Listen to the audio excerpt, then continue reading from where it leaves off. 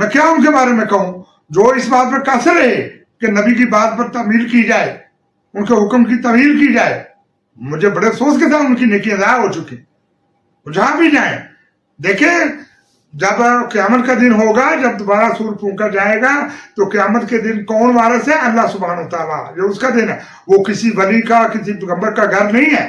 وہ مقام اعلیٰ، وہ مقام اعلیٰ اللہ سبحانہ وتعالیٰ کا. وہاں کا وارث، وہاں کا حاکم اللہ سبحانہ وتعالیٰ ہے. اس لیے یہ جو ہے نا، یہ بہت غلط ہوا. اس سے بڑا کفر نہیں ہے جو، یا اگر وہ ذمہ دار حضرت عمر تھے یا کوئی بھی ذمہ دار تھا، وہ جہنمی ہے، وہ یقیناً جہنم میں جائیں گے. اللہ ان کو پسند نہیں کرے گا. نبی کو اذا پہنچانا، تم سمجھ لو نبی مرتے دم تک، جب تک اس کی جان اللہ سبحانہ وتعالیٰ نہ نکال لے، وہ آسمانوں پر اس کی جان کو نہ لے جائے روح کو، اس وقت تک وہ معتبر ہے ہمارے دین اسلام میں. ہمارے کائنات میں سب سے معتبر پیغمبر خدا حضرت محمد مصطفیٰ صلی اللہ علیہ وسلم ہیں. ہم ان کے پیروکار ہیں. مجھے بڑا افسوس ہے کہ کیسی بندر باڑ کی گئی. کیا ان کو جلدی تھی؟ کیوں نہیں کاغذ قلم دیا گیا؟ یہ غلط ہے، دینا چاہیے تھا. دیکھیں میں آپ کو ایک اور آیت پڑھ کر سنانا چاہتا ہوں، سورہ الاحزاب آیت نمبر 57. اس کا بھی موٹو یہی ہے کہ اللہ اور اس کے رسول کو، جو اللہ کے رسول کو اذا پہنچائے گا، سمجھو اس نے اللہ کو اذا پہنچا دی. یہ میں آپ کو آیت سناتا ہوں، پہلے سن لیں.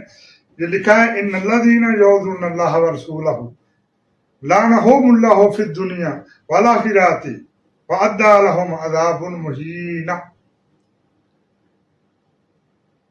یہ کہہ رہی ہے کہ بے شک جو لوگ اللہ تعالیٰ اور اس کے رسول کو اذا دیتے ہیں، اللہ تعالیٰ ان پر دنیا اور آخرت میں لعنت کرتے ہیں اور ان کو ذلیل کرنے والا عذاب تیار کر رکھا ہے.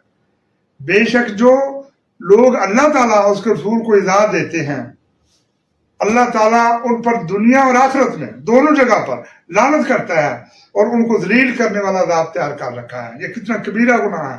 پیغمبر کو اذا دینا، پیغمبر کی بات کو رد کر دینا اور اس کو بعض کا بالکل پابند کر دینا کہ وہ اس کی بات نہ مانے، یہ اذا پہنچانے کے مترادف ہے. اذا پہنچائی گئی اور یہ بہت بڑا کفر ہے.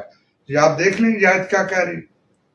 سورہ الاحزاب آیت نمبر 57 یہ یہی کہہ رہی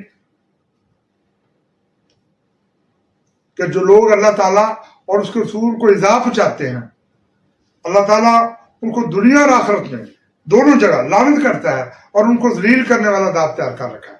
یہ دیکھ لیں کتنا بڑا کبیرہ گناہ ہے. دیکھیں جنہوں نے پیغمبر آپ کا جو چچا تھا، کیا نام تھا اس کا، ابو لہب سگا چچا تھا، اسے بہت اذا پہنچائی.